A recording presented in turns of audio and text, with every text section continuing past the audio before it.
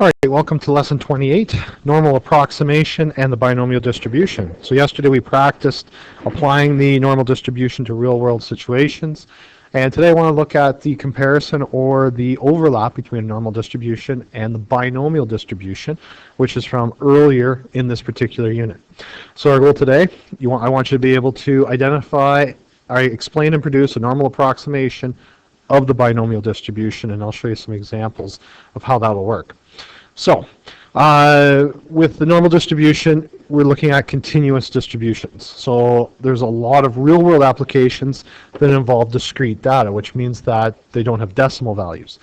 In certain conditions, we can use what we learned the last 2 days with the normal distribution and apply it to a discrete situation. It simplifies the analysis for us, it makes calculations a lot quicker, and it allows us to deal with a very large set of, large number of trials. So just a reminder, conditions. Every trial must be identical to be a binomial distribution. There must be independent events, meaning that one does not affect the outcome of the next, and it's either success or failure. So if that's going through your head, or if that's what a problem looks like, here is what you want to make sure gets on your cheat sheet. Okay? So if the binomial distribution can be modeled, okay, as a normal distribution, the mean, and remember this is for population, x bars for sample size, and our standard deviation can be calculated by n. N is number of trials, same as it was in binomial distribution. P is probability of success, Q is probability of failure. The only thing you have to make sure are these conditions are met. If those conditions are met, then you can apply the normal distribution to a binomial. And I'll explain why this is handy or where this plays a role. So if you roll a die 72 times, and success is defined by a 2 or a 4. So if success is a 2 or a 4, that means that your probability of success is 2 out of 6, which reduces down to 1/3. Your probability of failing would be 4/6, which reduces to 2/3.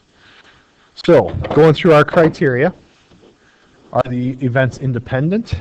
For sure. The dice doesn't care what it rolled the previous time. It's going to do whatever it wants to do this time. Identical trials, you're rolling a dice.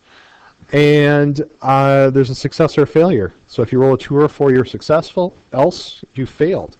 So normally, you'd say, okay, this is a binomial distribution. All 3 criteria are met. So question 1, what's the probability of winning 30 times or less? Oh, I know how to do that. So probability of winning less than 30 times would be the probability of not winning plus the probability of winning once plus the... Wait a minute here. Holy cow. This is going to be a ton of calculations.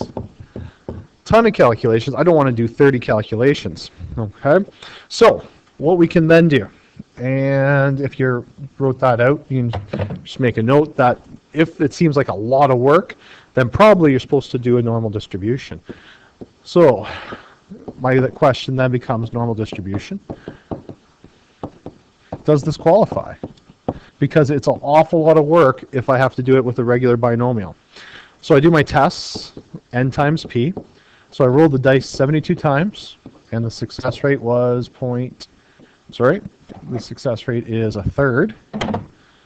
1/3, and I believe that should be 24. And moving on to the second part then, so that's 24, which is greater than 5. So it passed that test. NQ would be 72 times 2/3. So that's going to be 48. So it passes that test. So that means that it qualifies. It can be assumed.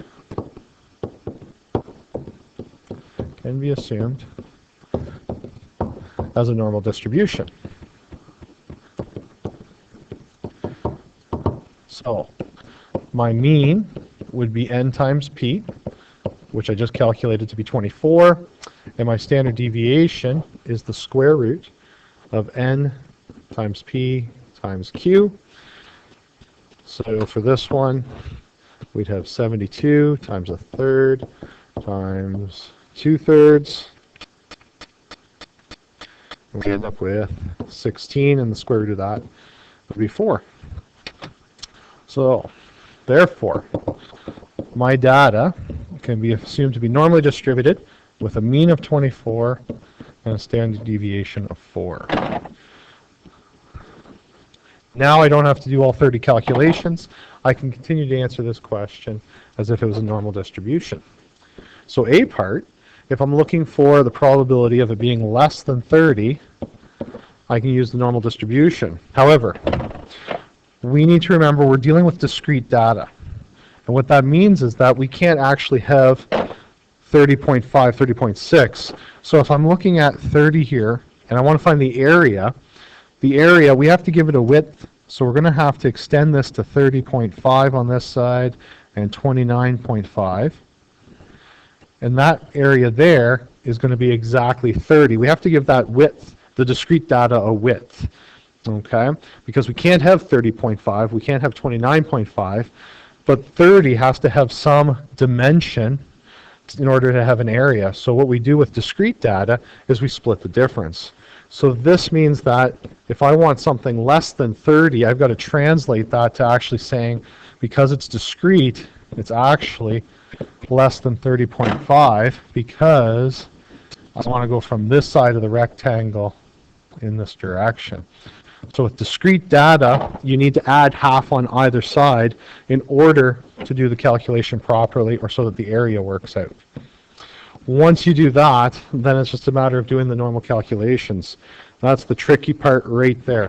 Okay, I can't emphasize that enough. That's the tricky part, remembering if it's discrete data, if you can't have decimals, then you have to actually move to having decimals, and you move to a half on either side. So the 30.5 minus the 24 divided by 4 gives me 1.63. So now we go to our Z chart, our Z score table for 1.63. 1.6 is there, 0, 1, 2, and 3. So 9484. 9484. So, therefore, there is a, let's call it a 95% chance of winning 30 or less times.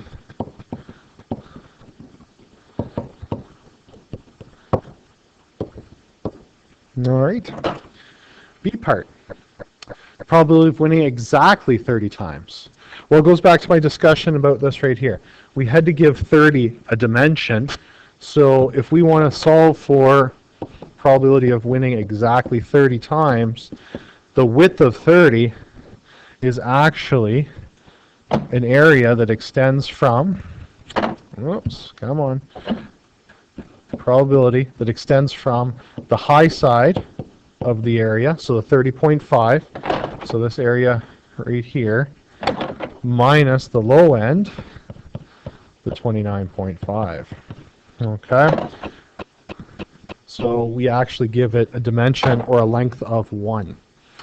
Once you have that, it's just following our regular Z-score process. And I know the Z-score for 30.5, it's above already in the question. So it's calculated. The 29.5 is 1.38. 1.38. I know from above this is 0.9484. And 1.38 from the Z-score table, 1.38, 1.3, 0, 1, 2, 3, 4, 5, 6, 7, 8. So that's the 9162, 0.9162. So finding that difference, we're finding the area that represents exactly 30. So we end up with 0.0322. So therefore, there is a 3% chance of winning exactly 30 times. All right, and our final example that we're looking at here, C part, we're looking at between 30 and 36. So again, the only catch here, between 30 and 36, so C part, probability of our variable being between 30 and 36, we need to do a shift because it's discrete, so that means that it's actually going to extend from probability of 30 is really the edge of it is 29.5 less than x less than 36 really extends up to 36.5. And I know there's going to be some statisticians that are looking at this, or math people that are freaking out a little bit, but in order just to make students comfortable with that shift from there to there, yes, I know it's not exactly equivalent, but the form allows that thinking to occur. Now, we can't calculate this as an area. We have to break it into its components. So the larger, or the value more to the right, so we're looking at the area that's less than 36.5, and we're going to subtract off, so the exact same process you did in the previous normal distribution homework and assigned questions, 29.5, and now we need to convert those to z-scores, and this z-score is up here somewhere. The 29.5 is 1.38, so I'm cheating and taking that information from above, which was, 9162. 162. So now I just have to do the calculation on the other side, which I will do right now. Okay, and what I found was the z-score was 3.125. Taking it out of the chart, it was 0.9991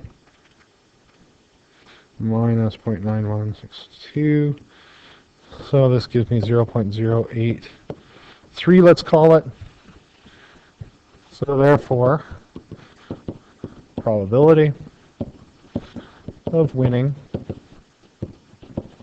between 30 and 36 times is 8.3%.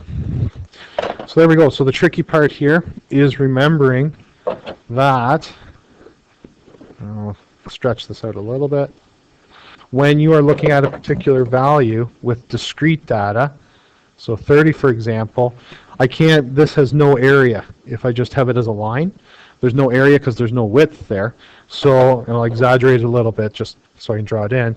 So what we do is we move over to the halfway point between 30 and 31, and we move over the other direction, 29.5, 29, 28.5, so that 30 is represented by that rectangle. So like I said, I'm stretching this out quite a bit so you can see it. 29, the area would be represented by this rectangle, and so on and so forth. It's just so that we can give width to those discrete values. And what we found through the testing that we did up above, that this actually is a good model. So rather than having to do all that calculations and form the probability table or doing it in tabular form, we can do a shortcut by using that normal distribution because it is a lot more efficient.